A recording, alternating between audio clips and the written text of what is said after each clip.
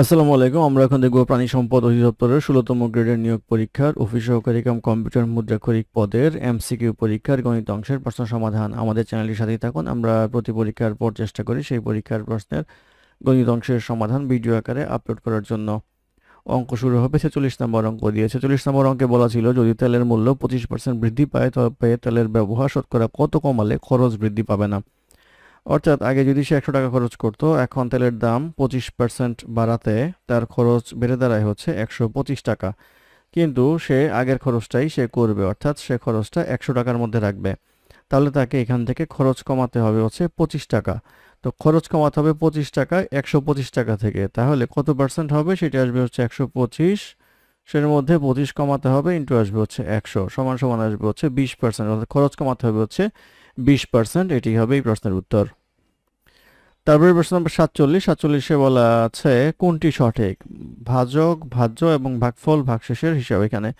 তো এখানে ধরেন আমরা একটা অঙ্ক করি যে 5কে আমরা 13 দ্বারা ভাগ করব। তাহলে 5কে 13 দ্বারা ভাগ করলে আসবে হচ্ছে 2, এখানে আসবে হচ্ছে 10, এখানে আসবে হচ্ছে 3। এটা হচ্ছে ভাগশেষ, এটা হচ্ছে ভাগফল, এটা হচ্ছে ভাজক, এটা হচ্ছে ভাজ্য। তাহলে আমরা বলতে পারবো হচ্ছে এই ভাজ্য যেটা আছে, অর্থাৎ ভাজ্য হচ্ছে এখানে কত? 13। 13কে আমরা 5 ইন্টু 2 যোগ 3 এটা যদি করি তাহলে 5 দুগুণে 10 আর 3 13 হয়। এই 5টা কি? 5টা হচ্ছে ভাজক, ইন্টু হচ্ছে ভাগফল, 2টা হচ্ছে ভাগফল, যোগ 3 হচ্ছে ভাগশেষ।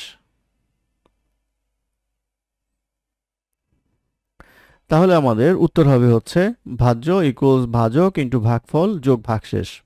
তারপর প্রশ্ন নাম্বার 48 বলা আছে একটি জমির দৈর্ঘ্য 80 মিটার এবং প্রস্থ 60 মিটার হলে পরিসীমা কত? আমরা জানি পরিসীমা ইকুয়ালস হচ্ছে 2 ইন্টু দৈর্ঘ্য যোগ প্রস্থ। তাহলে 2 ইন্টু দৈর্ঘ্য এখানে বলা আছে 80, প্রস্থ হচ্ছে 60। এটা করলে আসবে হচ্ছে 2 ইন্টু 140 ইকুয়ালস আসবে হচ্ছে 280। 280 মিটার হবে হচ্ছে পরিসীমা। এটি প্রশ্নের উত্তর। তারপর প্রশ্ন নম্বর 49 বলা আছে 18টি ছাগলের দাম 4টি গরুর দামের সমান হলে 45টি ছাগলের পরিবর্তে কয়টি গরু পাওয়া যাবে? তাহলে 18টি ছাগলের সমান 4টি গরু, আর এখানে 45টি ছাগলের সমান 4/18 ইন্টু আসবে হচ্ছে 45। এটা করলে আমরা পাবো হচ্ছে 10টি। এই 10টি হবে হচ্ছে এই প্রশ্নের উত্তর। তারপর প্রশ্ন নম্বর 50 বলা আছে 55 ডিগ্রি কোণের পূরক কোণের মান কত? পূরক কোণ মানে হচ্ছে দুই কোণ মিলিয়ে হবে হচ্ছে 90 ডিগ্রি। তাহলে একটা যদি 55 ডিগ্রি হয় আর একটা হবে হচ্ছে 35 ডিগ্রি। 35 ডিগ্রি হবে হচ্ছে পূরক কোণের মান। এটি প্রশ্নের উত্তর। তারপর প্রশ্ন নম্বর 51 বলা আছে পিতা ও পুত্রের বয়সের অনুপাত 11:4, পুত্রের বয়স 16 হলে পিতার বয়স কত? তো পিতা এবং পুত্র যদি আমরা হিসাব করি, পিতা ইস্টু পুত্র, এটা আসবে হচ্ছে 11 আর হচ্ছে 6। তাহলে এটা আসবে হচ্ছে 11x আর এটা আসবে হচ্ছে 6x, সরি 11:4, 4x। তাহলে 4x সমান সমান আসবে হচ্ছে 16, x ইকুয়ালস আসবে হচ্ছে 4। আমার লাগবে হচ্ছে পিতার বয়স। 11 ইন্টু 4 ইকুয়ালস আসবে হচ্ছে 44। তো পিতার বয়স হবে হচ্ছে 44 বছর। এটি প্রশ্নের উত্তর। তারপর প্রশ্ন নম্বর 52 বলা আছে ত্রিভুজের ক্ষেত্রফল কোনটি? ত্রিভুজের ক্ষেত্রফল হচ্ছে হাফ ইন্টু ভূমি ইন্টু উচ্চতা। এটা মুখস্থ একটা সূত্র। এটি এই প্রশ্নের উত্তর।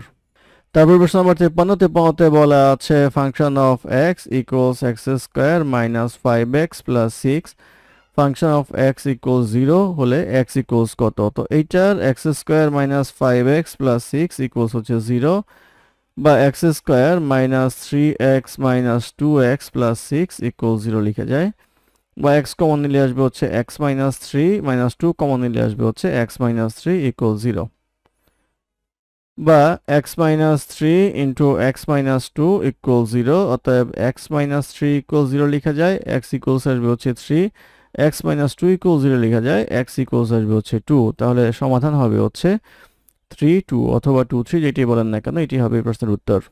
তারপর প্রশ্ন নম্বর 54তে বলা আছে 7/8 ইকুয়ালস হচ্ছে প্রশ্নবোধক চিহ্ন বাই 24। প্রশ্নবোধক চিহ্নতে আমরা x বসাই, তাহলে আসবে হচ্ছে x ইকুয়াল 7 ইন্টু 24/8। তো 3 8 24, 3 7 আসবে হচ্ছে 21, তাহলে ফাঁকা জায়গায় হবে হচ্ছে 21, এটাই প্রশ্নের উত্তর। তারপর প্রশ্ন নম্বর 56, 56তে বলা আছে নিচের ভগ্নাংশগুলোর মধ্যে কোনটা বৃহত্তম? এর মধ্যে হচ্ছে 0.3 রুট, এটা হচ্ছে 0.54 এর মতো আসে, সেই ক্ষেত্রে এটা হবে হচ্ছে বৃহত্তম, এটাই প্রশ্নের উত্তর। তারপর প্রশ্ন নম্বর 57, 57তে বলা আছে a plus B equals 12, a minus B equals 2 হলে 2ab ইকুয়ালস কত? তো 2ab সূত্র যদি আমরা করি তাহলে আসবে হচ্ছে a plus B whole square minus a minus B whole square by 2।